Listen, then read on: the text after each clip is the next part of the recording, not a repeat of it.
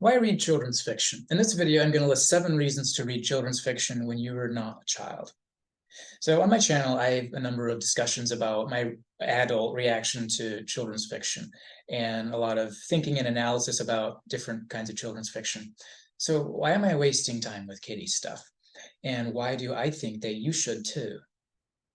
In this video, I suggest 7 reasons that you as an adult may benefit from taking part in forms of fiction that are way below your growth level, and especially from finding unseen depths and value in them and finding maybe even childlike enjoyment. First 3 reasons I'm going to give relate especially to parents or to people who work with kids. The last 4 are more about you and your growth as a balanced adult. And the ideas that I'm providing are mostly just me regurgitating and reorganizing different tidbits that I picked up from children's literature classes, developmental psychology type stuff like that. So reason number 1, better understand your kids. There's naturally a pretty strong relatableness divide between adults and children. The way a child's mind works and the kind of behavioral and mental worlds that children live in are so different from that of adults that you could compare this relatableness divide, you could compare that to a cultural barrier between, let's say, Americans and, let's say, cowboys and Indians. And generally speaking, in our world, over a cultural barrier, it's normal to just not get one another. So there's naturally a divide of relatableness, meaning that kids have trouble relating to parents, parents have trouble relating to kids. And depending how much cross-cultural interaction there is between those two, so to speak, cross-cultural, an individual person may be better or worse at being able to relate in that way. It's often observed that fathers especially may have a lot of love for their kids, but struggle to relate or to speak their language, let alone be able to understand what it might be like to be a little 9-year-old kid. So the first 3 reasons are going to be about relating to that barrier, that relatableness divide. Reason 1, this first one here, suggests that reading children's fiction can be one of many avenues in your life to help you grow into a transcultural, so to speak, person who has a kind of transcultural empathy. These aliens, you can have some empathy for them. Here's the idea. Children's fiction allows you to become a kid for a little bit of time each day. And if you become something enough, you may begin to understand just a little better than before what it might mean to be that other kind of person. This is one of many ways that you could come to grow a little bit in, let's say, this trans universe empathy for somebody who's different than you. Reason number 2, be a relatable human who lives in the same universe, or let's say the same meta universe as your kids or as kids. So this reason builds on what I just said about this relatableness divide between adults and children. It's not just that a lot of adults struggle to see through the culture-like lens of childness. It's like a culture, but it's not, But it's not just that. It's also that kids as well usually struggle to see through the culture-like lens of adultness. So reason 2 here suggests that by moving in and becoming a wannabe native in the world of children's imagination, you can help bridge that gap. Since your kids aren't going to move into the adult world by getting practice tabulating the household bills to understand adults better, maybe you could do the equivalent and move into the child world by finding some enjoyment in children's fiction. So the idea here is that if you like fiction, why not read a little quote unquote easy fiction? If you, and not something you find boring, but something you actually like, even if you have to search to find something you like. Many kids find that adult conversation is boring, which means that adults are boring.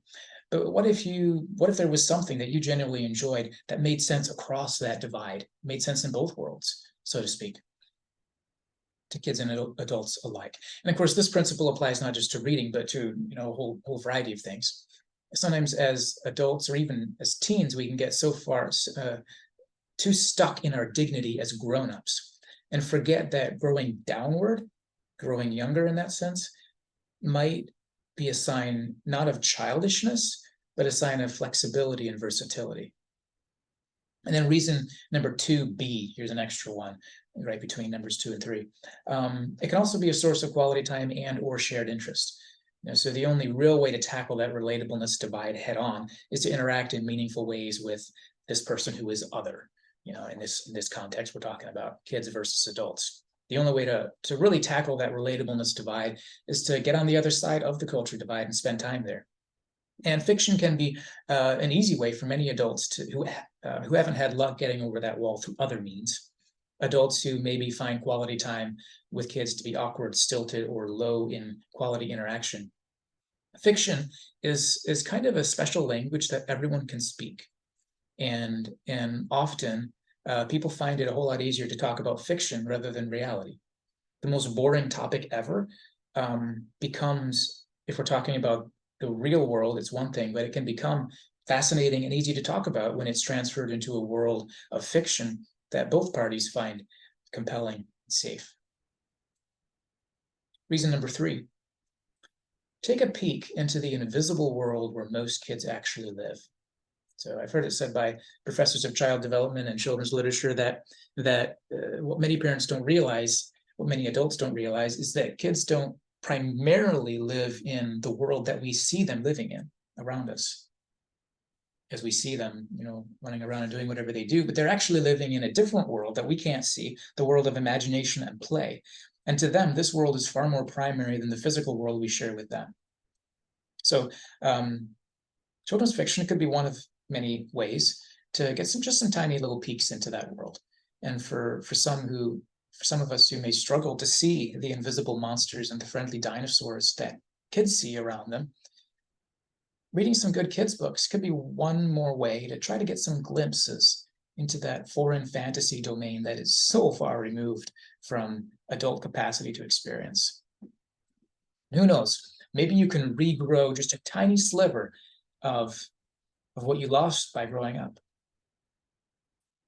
Reason number 4, reawaken your childhood and your inner child. So like I said, reasons 1 through 3 are more about that adult-child divide.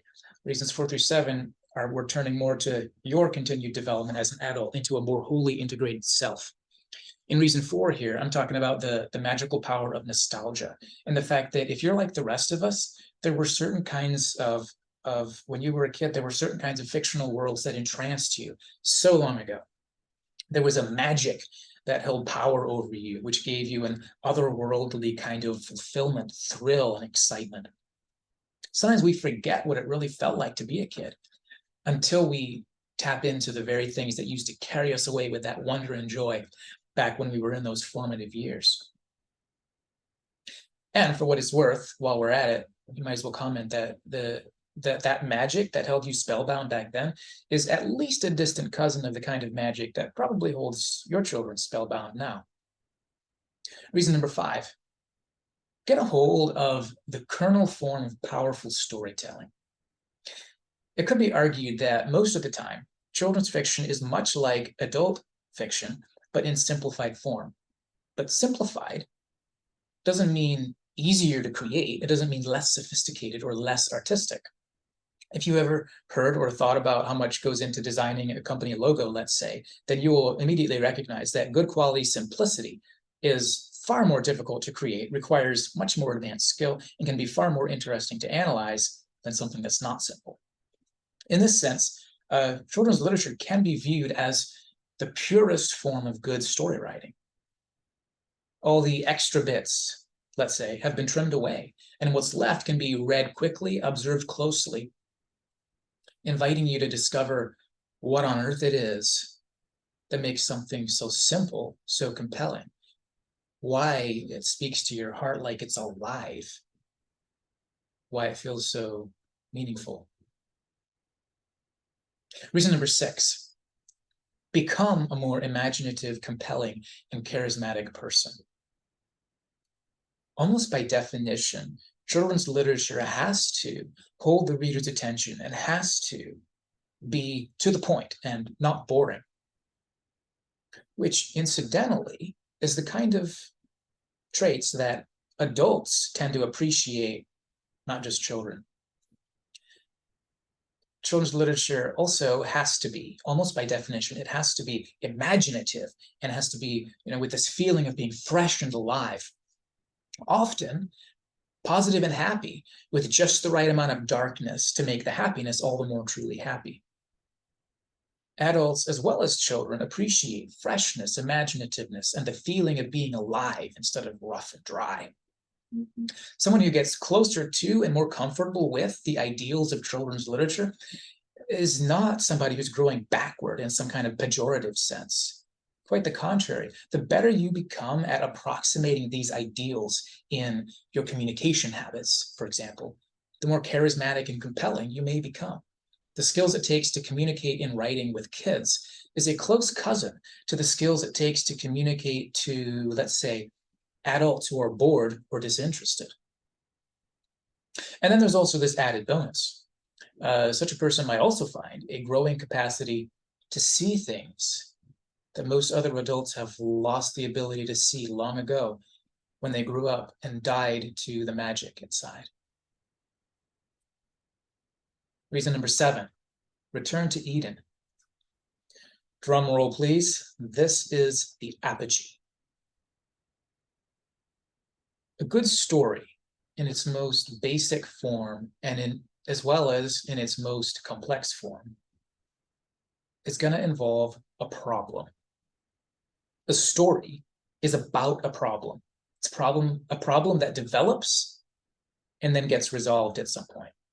Or if you prefer, you could put it this way. A story is about tension that builds and then is resolved. In children's fiction, that problem in a story tends to be less problematic. That tension, we'll say, tends to be less horrifying. But in the best cases, at least, the people remain no less human and the joy no less tangible.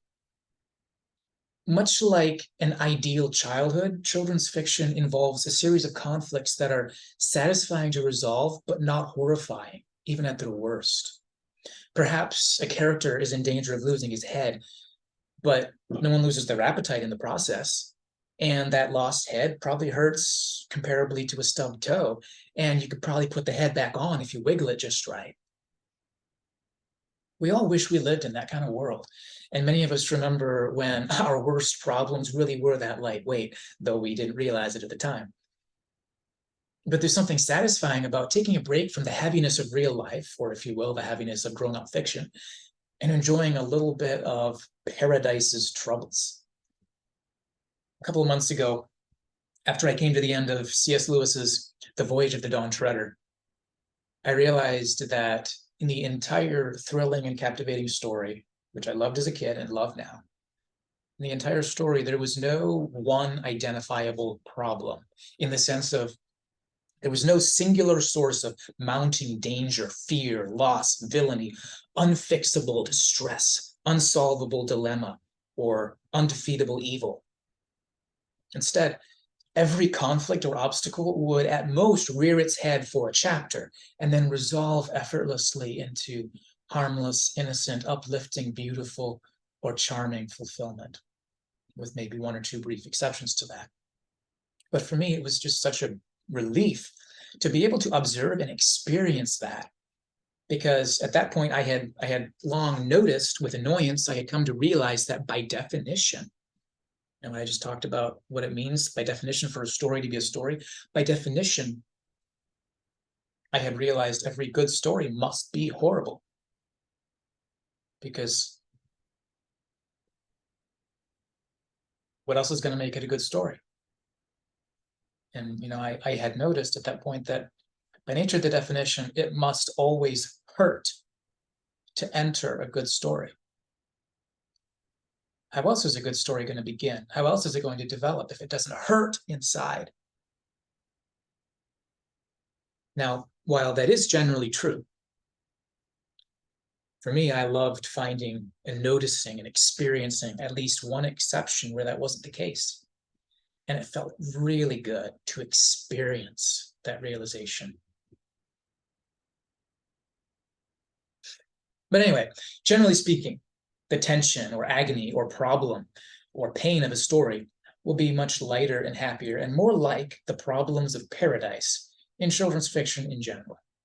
I, for one, love it. And then in those particular cases where it goes so far as to completely break the rules of storytelling and have no single overwhelming source of distress or unstoppable problem at all, like in the case of The Voyage of the Dawn Treader, well, I'm just all the happier for it.